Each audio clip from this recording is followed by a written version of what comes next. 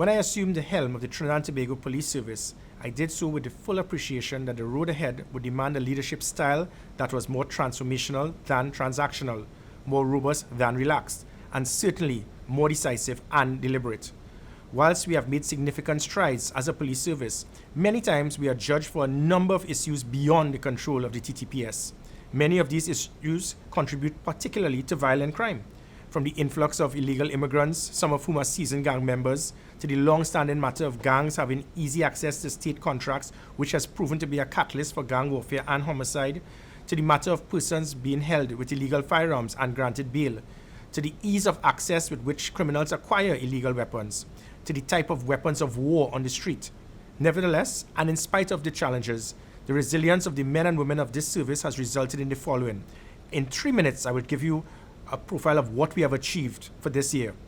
The strategic organizational restructuring of the TTPS for greater efficiency, the establishment of the Commissioner's Command Center, the establishment of the E999 Command Center, enforce the use of body cameras worn by officers, establishment of the Emergency Response Patrol, outfitted 85 ERP vehicles with cameras, GPS, and real-time communication, deployed in excess of 100 motorcycles for duty, introduced mobile detection unit for use in riot and crowd control, launched the new TTPS mobile app, created and commissioned the new strategic units, including the Special Operation Response Team, the Special Investigations Unit, the Cold Case Missing Persons Unit, White Collar Crime Unit, Coastal and Riverine Patrol Units. We posted a specialized team to the maximum security prison, assigned personnel across divisions to treat with animal cruelty, conducted over 50 Operation Strikeback exercises, which resulted in over 1,000 arrests, rescued 12 kidnapped victims without any ransom being paid, cracked human trafficking rings in Western, Central, and Northern divisions, partnered with key stakeholders including the NYPD and specialized units in the UK,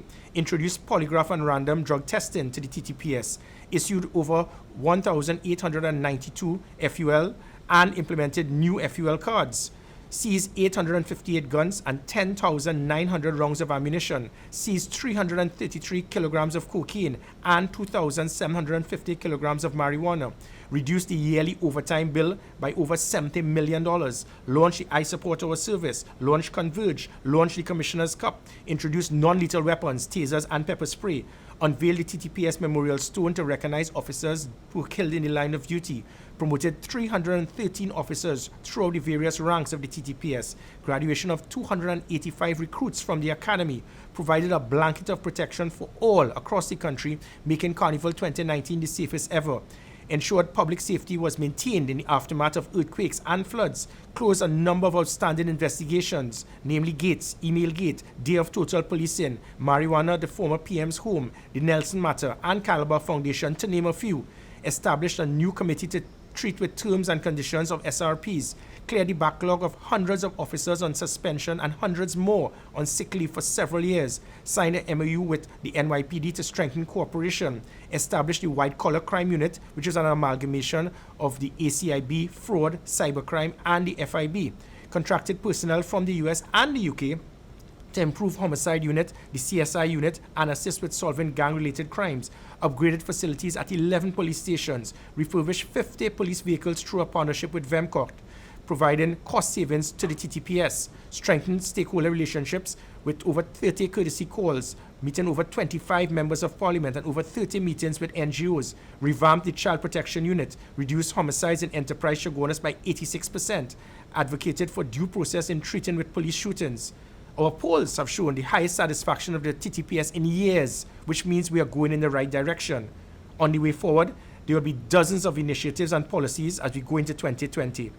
We recognize the road ahead will continue to be challenging. However, this challenge will be met with a consistency of effort and an unstinted focus on achieving the goals of increased safety and security to our nation. We will persist in giving every ounce of our being in service to you, our citizens, and to this nation.